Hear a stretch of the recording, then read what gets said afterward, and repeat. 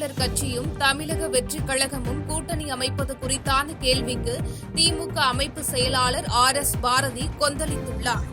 தென்காசி தெற்கு மாவட்ட திமுக சார்பில் ஆட்டோ ஓட்டுநர்களுக்கு நலத்திட்ட உதவிகள் வழங்கும் விழாவில் கலந்து கொண்ட திமுக அமைப்பு செயலாளர் RS பாரதி செய்தியாளர்களை சந்தித்தார். அப்போது நாம் தமிழர் கட்சியும் தமிழக வெற்றிக் கழகமும் கூட்டணி அமைப்பது தொடர்பான கேள்விக்கு யார் எக்கேடு கேட்டால் எங்களுக்கு என்ன என சீறிய RS பாரதி தமிழக இளைஞர்கள் திமுகவிற்கு ஆதரவாக உள்ளதாக தெரிவித்தார்.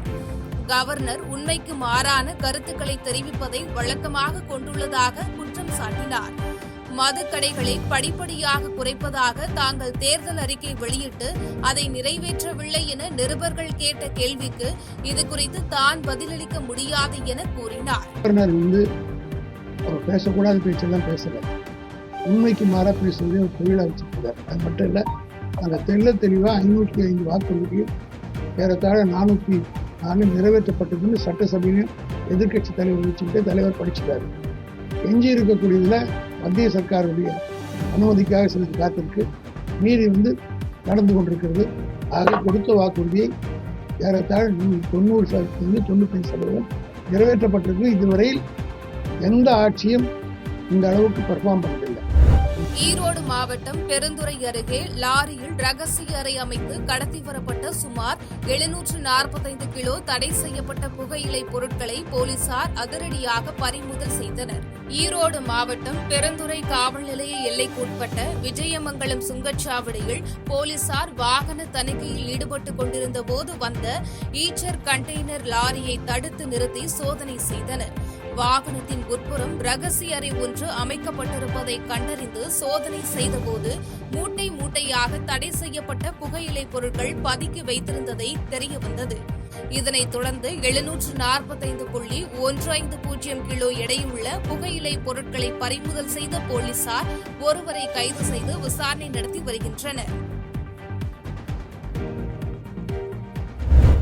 திண்டுக்கல் மாவட்டம் வேடசந்தூர் அருகே தனியார் பேருந்து மோதியதில் இளைஞர் ஒருவர் தலை சிதைந்து சம்பவ இடத்திலேயே உயிரிழந்த சம்பவம் சோகத்தை ஏற்படுத்தியுள்ளது.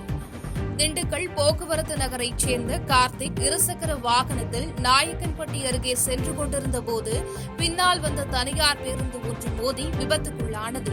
இதில் தலை சிதைந்த கார்த்திக் தூக்கி வீசப்பட்டு சம்பவ இடத்திலேயே பரிதாபமாக உயிரிழந்தார். தகவல் அறிந்து சம்பவ இடத்திற்கு விரைந்து சென்ற போலீசார் உடலை மீட்டு பிரேத பரிசோதனைக்கு அனுப்பி வைத்த பின்னர் விபத்து குறித்து விசாரணை நடத்தி வருகின்றனர். தேர்தல் வந்தால்தான் மடிக்கணினி வழங்குகிறார்கள் என திமுக அரசை சட்டமன்ற எதிர்க்கட்சித் தலைவர் RB உதயகுமார் கடுமையாக விமர்சித்தார். மதுரை மாவட்டம் திருமங்கலம் அம்மா பேரவை சார்பில் நடைபெற்ற திண்ணை பிரச்சார நிகழ்ச்சியில் பங்கேற்ற சட்டமன்ற எதிர்க்கட்சி துணைத் தலைவர் RB உதயகுமார் சிறப்புரையாற்றினார். அப்போது தேர்தல் வந்தால்தான் மடிக்கணினி கொடுக்கிறார்கள் என கூறிய அவர் நிதிநிலை அறிக்கையில் 20 லட்சம் பேருக்கு மடிக்கணினி வழங்குவதாக கூறிவிட்டு 10 லட்சம் பேருக்கு மட்டும்தான் கொடுக்கிறார்கள் என குற்றம் சாட்டினார். தேர்தல் முடிந்த பிறகு திமுக வாக்குறுதியை மறந்துவிடும் என கூறிய அவர் திமுக தேர்தல் அறிக்கை என்பது நீராவி என்ஜின் போன்று காட்சி பொருளாக உள்ளதாக தெரிவித்தார். அந்த தேர்தல் வந்தால்தான் உங்களுக்கு மடிக்கணினி கொடுக்கணும். அது 20 லட்சம் தாங்க. நாங்க கூட பரவாயில்ல, 20 லட்சம் இளைஞர்களுக்கு வாழ்வுல ஒளியேற்றி வைக்கிறாங்க. இப்ப பார்த்தா 10 லட்சம் தங்கம் நிதி அமைச்சர், நல்ல அமைச்சர் தான். ஆனா அவன் இப்ப போய் பேச ஆரம்பிச்சுட்டார். ஆனா நிதிநிலை அறிக்கையில 20 லட்சம் 10 லட்சம் அவங்க தேர்தல் அறிக்கை கொடுக்குறாங்க. என்ன தேர்தல் அறிக்கை? காலாவதியான நீராவி என்ஜின் காட்சி பொருளாக இருக்கிற தேர்தல் அறிக்கை அவர்கள் கொள்கை முழக்கமாக சொல்லுகிறார்கள்.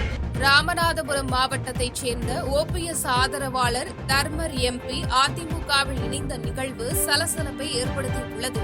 முன்னாள் முதலமைச்சர் பன்னீர்செல்வத்தின் ஆதரவாளராக இருந்து வந்த தர்மர் MP கடந்த 2 தினங்களுக்கு முன்பு எடப்பாடி பழனிசாமியை சந்தித்து தன்னை அதிமுகவில் இணைத்துக் கொண்டார்.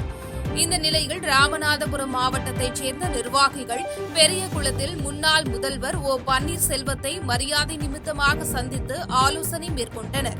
அப்போது முன்னாள் முதலமைச்சர் ஓ பன்னீர்செல்வத்தின் ஆதரவில் எம்பியான தர்மர் தற்போது அவருக்கு மிகப்பெரிய துரோகத்தை செய்து விட்டதாக குற்றம் சாட்டிய கட்சி நிர்வாகிகள், பெரும்பாலான நிர்வாகிகள் பன்னீர்செல்வத்திற்கு தான் தங்களது ஆதரவை தெரிவித்து வருவதாக கூறினர். யாரும் இங்க போனவர்கள் எல்லாம் உண்மையான விசுவாசிகள் அல்ல.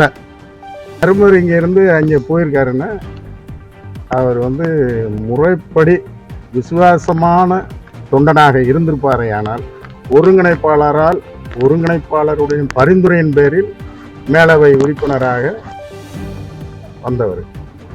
அதை அவர் ராஜ்யசபா உறுப்பினராக ராஜினாமா பண்ணிட்டு போயிருக்க வேணும். அது எங்களுடைய தொண்டர்களுடைய வேண்டுகோள்.